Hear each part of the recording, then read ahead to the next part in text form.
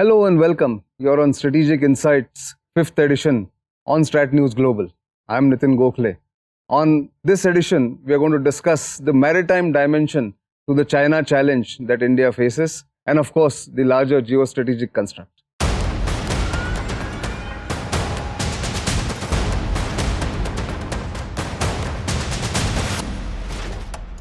And to discuss the larger maritime construct and the competition between India and China in probably Indian Ocean region and South China Sea, I'm joined by Vice Admiral Satish Soni to my right. He's been the Commander-in-Chief of the Eastern Naval Command. And of course, to my left, Major General Rajiv Narayanan, who's the faculty member at the USI, with whom we are doing this series of discussions on the China challenge. Welcome both of you to this program. If I can turn to you, Admiral Soni, what is the main China challenge for India in the maritime domain, especially in Indian Ocean region? You see, for the first time, the Chinese Navy, we call it the CCP Navy now, entered the Indian Ocean. It was in 2008. So you can say that till 2008, they were really a navy which was operating in South China Sea and in their coastal waters. But in 2008, for the first time, they came ostensibly for anti-piracy patrols in the Gulf of region, in the Gulf of Aden. And we were quite surprised at that time that this navy of this flotilla of, two old ships, escorted by one logistic ship with the rusted hulls, was able to stay in the Gulf of Aden for 3 months and went back. So I would say in some respects it was an impressive performance. But gone are those days. They have continuously maintained a presence in the Indian Ocean now. The flotilla has only become bigger. It has added destroyers, it has added big logistic ships, it has added submarines. It has not only done the Gulf of Aden patrols, but it has thereafter gone to the east coast of Africa, sometimes to the Mediterranean. They have exhibited staying power of over 6 months, and followed now by presence of intelligence ships. And so their presence in the Indian Ocean has been registered. And as you know, it is on account of their dependency on trade with the Indian Ocean littoral countries. So you can expect them to stay. And while, we don't have any maritime disputes with China, but then we have a dispute in our borders in the north, and that makes their presence a little complicated. But more importantly, I think their presence in the Indian Ocean emboldens Pakistan. Because Pakistan doesn't have a very strong navy.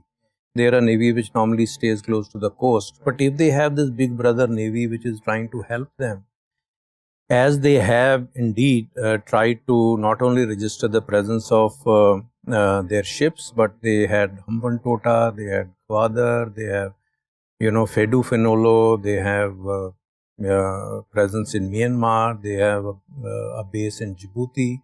So all this adds, to the final narrative that they are our maritime neighbors now.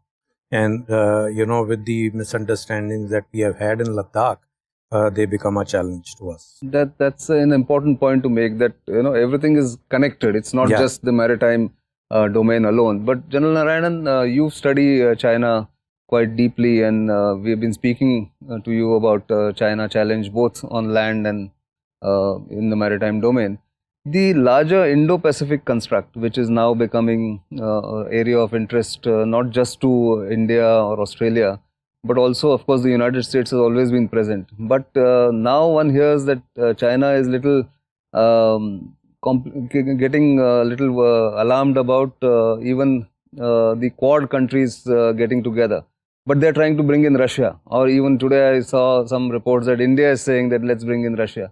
How do you see that region or that playground panning out in the next few years? See, China has a continuity of its strategy, and its strategy is single point: to come at par and beat the USA. and become the sole leading power in the world. And the first step towards that is to control this region. Though we term it now as Indo-Pacific, China has still averse to the term Indo-Pacific. They still call it the Asia-Pacific. Primarily because I feel that if you give it the term Indo-Pacific, then in some way it brings India in. And it looks down on India because in this region, the only resident power in this region, apart from, of course, USA, which is an external resident power here, is India. And India has a totally different system of functioning than the Chinese way of functioning. And China wants to propagate its way of functioning. How is it doing? The BRI or the Ida Ilu, one belt, one road, which I call it an octopus. It has 8 tentacles. There are 7 land corridors, 6 which were there earlier. The BIMC has now become the China-Myanmar Economic Corridor. The latest addition is the China-Nepal Economic Corridor. That is the 7 land tentacles, and the maritime tentacle, the maritime Silk Route, is the 8th tentacle. What is these tentacles? They have suction cups and they suck the prey dry. And the BRI is just that. It is a suction cup which sucks the country's economies dry. And that is where when you look at their strategy today, when you derive the military strategy of war zone campaign states categorically that it is not against a superpower. It's against local, that is the regional countries. And the moment any other superpower and alliances come together, it beats its strategy. It is not geared militarily as yet to be able to stand up to partnerships and alliances. That is why every time it refuses to do any deals multilaterally, it wants to do it bilaterally. That is its strategy. And that is why you find that they are very afraid of the Quad. And as the Quad goes up to a multi-domain coverage and becomes a net security provider of the region, it defeats China's outreach because there becomes now an alternate narrative to its BRI which would be available. And like you pointed out lately, though I don't think Russia may like to join into the Quad, and that is why today morning I was reading that India has proposed a trilateral. India, Japan and Russia. Yeah. And Russia has become very, I would say, of late, Putin has become angry. I won't say Russia. Putin has become angry with Xi on 2-3 issues. When Indians had spoken to him about the Ladakh issue, what is leaking out now is that he had assured that little bit concessions here and there and it will peter out. It didn't. Then when they celebrated the Vladivostok Day, the Chinese laid a claim on Vladivostok. So that is the reason, background to why he today is not keen to give out the S-400 so easily to China. That said, we need to keep a very careful watch on China. When you read their Science of Military Strategy of 2013, which was released by the Academy of Military Sciences, which controls the strategic thinking of the Chinese military. It's a very interesting thing. For the first time ever, from active defense, which was propounded by Mao, that is, you would be defensive at the grand strategy level, but you would be offensive, coin any incident and become offensive at the military level, local level.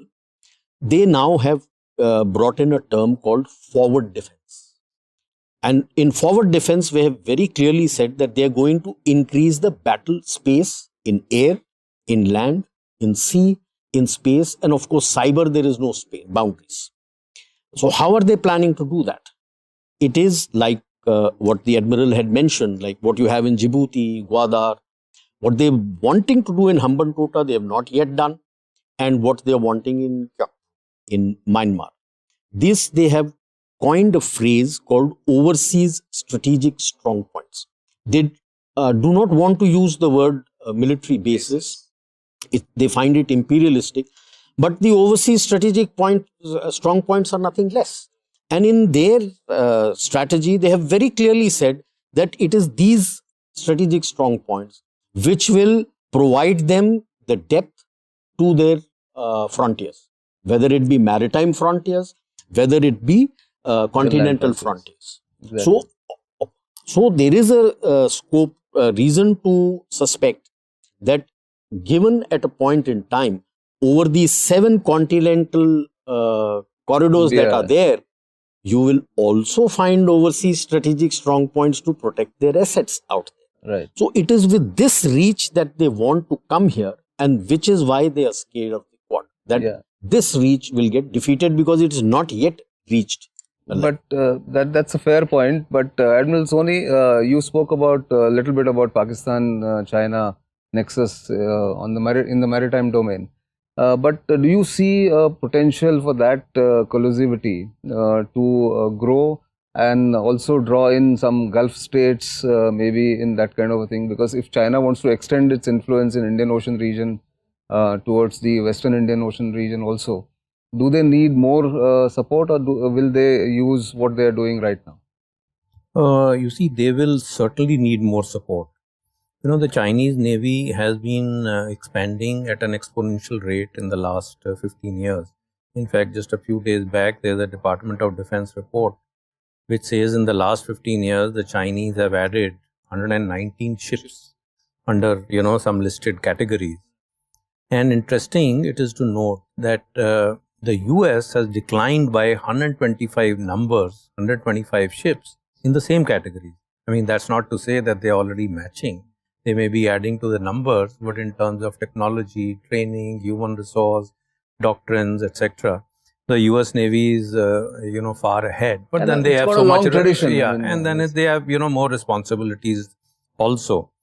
But what I was getting at is that after some time, they will be able to spare more ships for the Indian Ocean, right? They would be able to spare more long-range maritime patrol aircraft for the Indian Ocean. They would be able to spare UAVs, you know, for surveillance. And these bases, which they are logistic strong points, you know, which they have, you know, they are not so reliable because they, you know, these countries can always be pressurized, whether it is Djibouti or it is Hambantota or yeah. Chakpu. But one area which country which cannot be pressurized and which is, you know, beholden to China is Pakistan. That is where their importance lies. Right. So you can see that after 5 to 10 years, Gwadar is certainly going to be a base which is going to be at China's beck and call.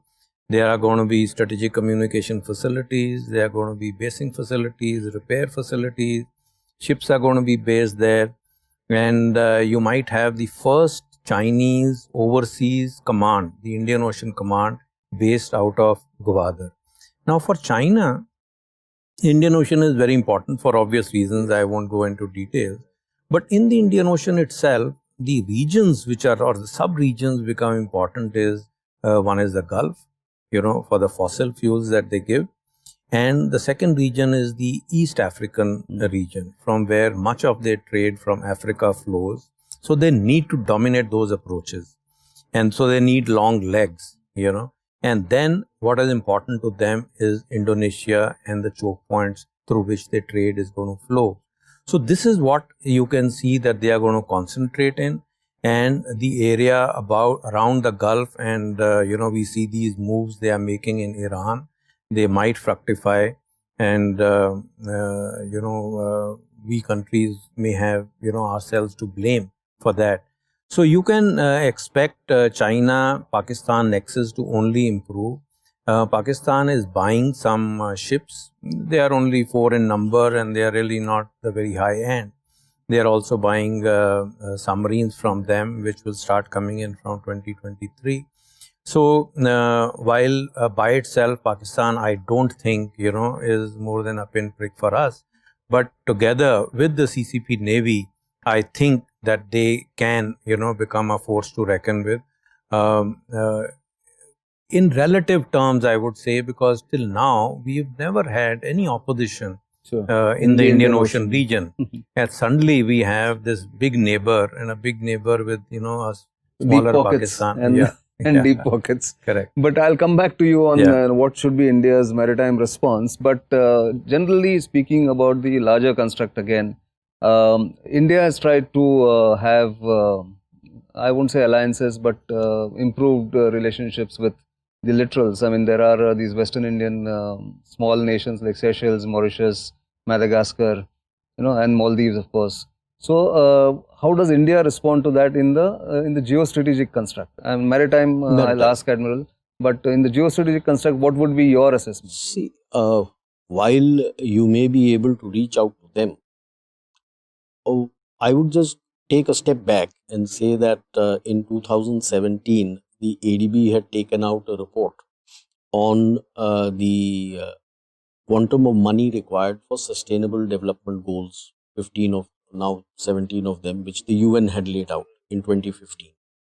And in 2017 February, they had said what is required is close to $30 trillion is what is Yeah. required. So while you may reach out with what? Every country wants money and infrastructure development. So that is where I keep saying, when I write or when I speak in any forum, I keep telling of, you have to partner with like-minded countries to be able to provide an alternate to these countries. Ultimately, after all, these are also democratic countries and they are answerable to the people. And if there is no development, that politician is going to lose his chair. And to save his chair, if Chinese are ready to give him money, so be it. He'll take it from them. You cannot say that, okay, don't take money from China and not give him anything in return.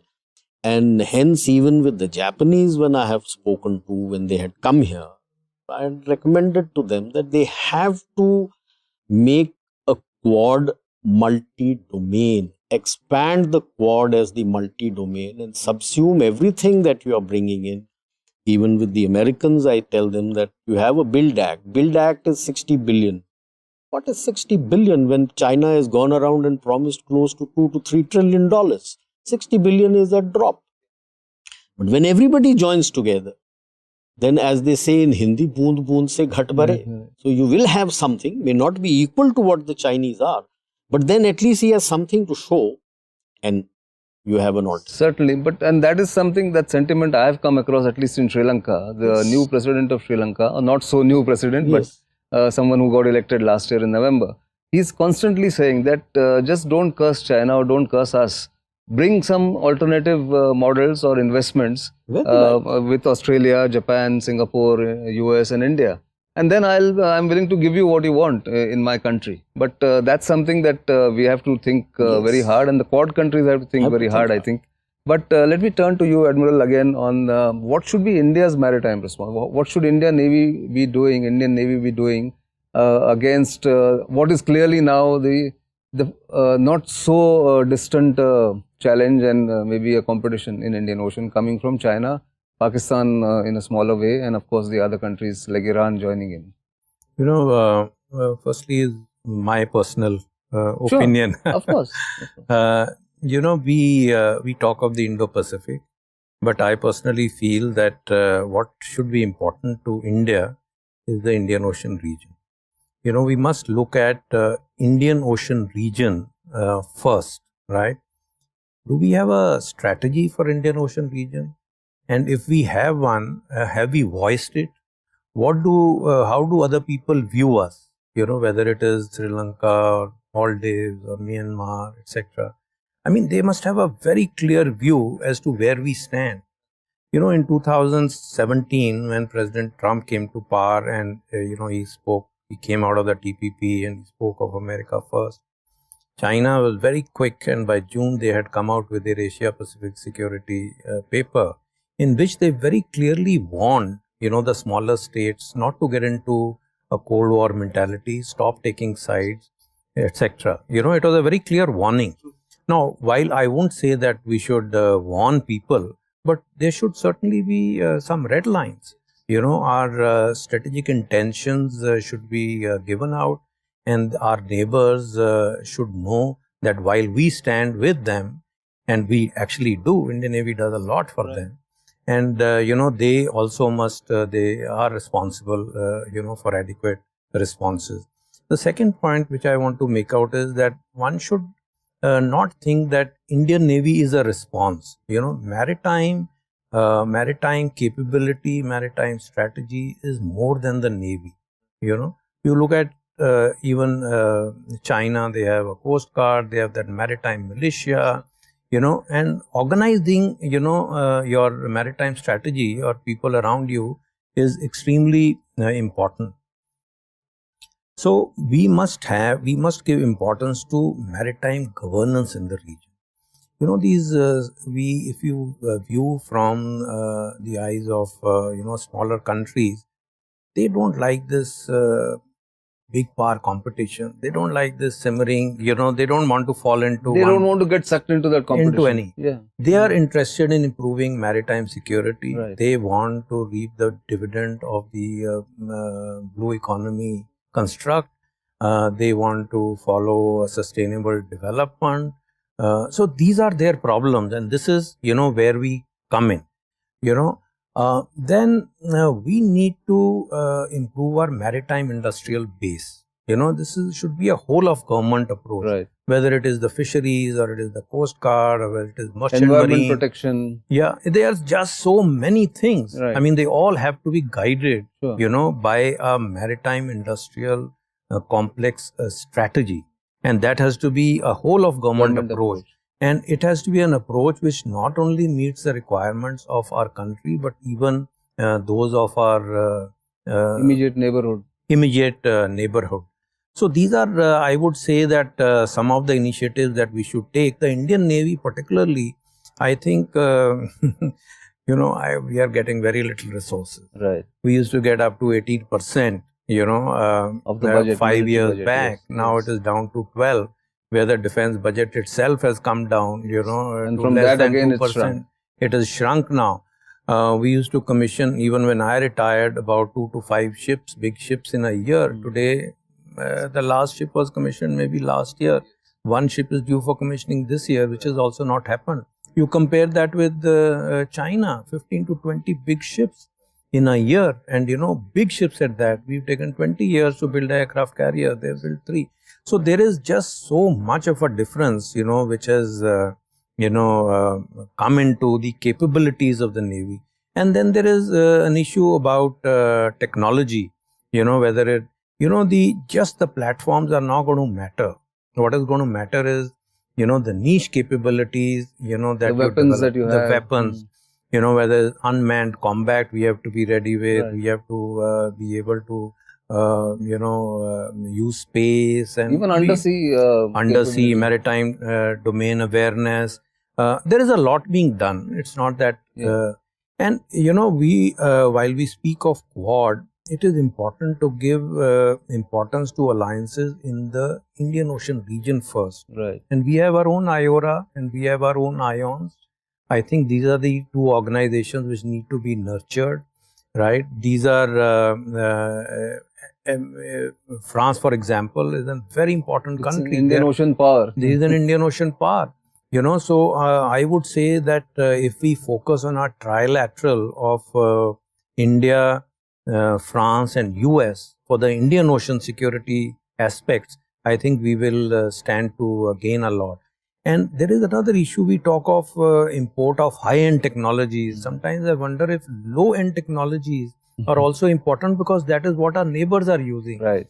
Myanmar, for example, we should be able to wean such countries off the Chinese dependence. Right. And they are the ones who don't need high-end technologies. Yeah. They need So basic. they need equipment, basic yeah. technologies. And if the US is unable to supply to them, they could supply through India, where it becomes cost-effective for them to Correct. buy arms. And so these are some of the aspects which I think we must follow. And there is another. We have a very good example in combating piracy. Right. If you see, for piracy, all 5 Security Council powers were on one side. Right. Right. So while politically, people were in different camps, but they were together fighting a common cause. Right. How did they manage to do it? Mm. And if you go into details, you will find that it was the navies which made it Worked in possible. unison, yeah. Because here it was Iranian Navy helping the US Navy, warding off hijack attempts. South Korea, Japan, India, China, right? We were together escorting the ships. Right. We were on a common communication channel. Sure. And that is while politically there might be differences, but when a man is in uniform is given some task to do, he does it according to the standard operating procedures. That's a lieutenant commander doing it, Correct. reporting to a commodore who could be, from any other country. Yes, exactly. So ions, for that matter, I think is a very good construct. Right. We must, build on it. We must build on what it can contribute to maritime security in the region and IORA also. That's again a very important point. But final word to you, General Narayanan. Apart from IONS, IORA, Quad, our bilateral relations with the countries around us and the exercises that the Indian Navy does contribute to the confidence building measures as far as Navy to Navy relationship is concerned. And one has seen that, like what he mentioned, that when the uniform forces operate together, I think they have a different understanding. So in that case, what would you recommend? I mean, should India increase the tempo and pace of these bilateral exercises with countries around us? We must and continue to do it. And I would go a step further and I would say that let us bring it all under the umbrella of the IONS and start doing these exercises. If Quad can have a Malabar, why can't IONS have a regular annual exercises with all these countries? If it is going to be, if some countries want to join together, why not have a multilateral exercise with all these neighboring countries? This is what will bring more, you can say, a set of feeling secure with us. And they would welcome these steps. And linked with that, if we can get to giving them the low-end technology and other things that we want to give them, all these builds up to providing them a sort of a secure umbrella where they feel that yes, with them we are secure. They are not coming here like an octopus tentacle to suck us dry, but they are there to help us out. That's right. That's I think a point on which I think I need to conclude this program. It's a given that while India is seen as a net security provider in the Indian Ocean region and around, it needs to have more closer cooperation, maybe more closer exercises with the countries smaller and bigger in the region, and provide a common kind of challenge to what is going to be not too distant future, a bigger challenge coming from China and possibly its collusiveness with Pakistan. On that note, I end this episode of Strategic Insights. Do come back to watch another episode next time, and we'll bring you more interesting guests and of course their insightful knowledge that they have.